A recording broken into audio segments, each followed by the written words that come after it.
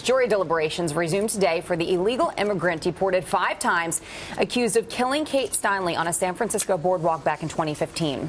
So what does this trial say about the larger issue of sanctuary cities and the crackdown on illegal immigration? Here now to weigh in is former Trump Hispanic Advisory Council member and Fox News contributor Steve Cortes. Thanks for joining us this morning. Good morning. Thanks for having me. This is a guy who had been deported. This is a guy who was in custody weeks prior to this killing of Kate Steinle. What needs to happen now, in your opinion? Right, Jillian, and that to me really is the tragedy of this. You know, look, tragedies happen in life, and sometimes it's not preventable. Yep. This was totally preventable. He was in custody by the San Francisco Police Department weeks before, as you mentioned, weeks before her murder.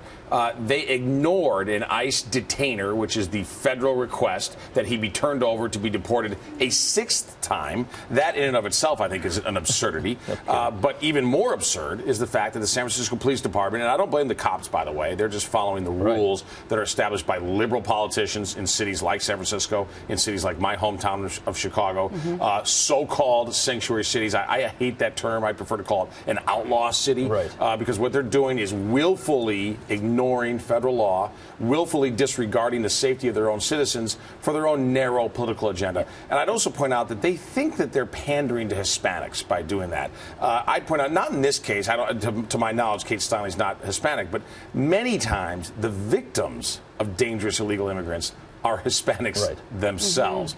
So this is not pandering to Hispanics in the end, and it's just totally disrespectful policy, and sometimes political correctness isn't just dumb, it can be deadly. And I think it's a reaction to Trump taking a hard stance on illegal immigration. I think they're romanticizing their ability to help people and protect people by calling it a sanctuary city. They're trying to be as nice and open as they can be, but even the Obama administration's, I thought that their immigration policy was dead on. I think they did a very good job at responsibly handling immigration. This thing has swung so far left in such a quick amount of time.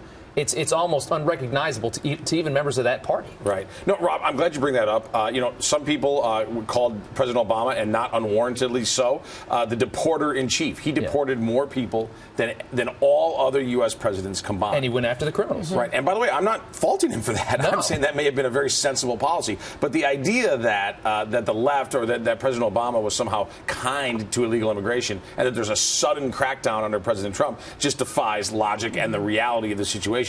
I think what has changed, though, is that ICE was very much restrained under the previous, and this is in my opinion, if you talk to ICE people, to the ICE director Holman, for instance, he'll say the handcuffs have been taken off of ICE. They're allowed now to do their job in a way that is very different under the Trump administration, particularly when it comes to dangerous people. We're not trying to knock on doors and take a grandma out of, drag her out of a building and send her back to whatever her home country was.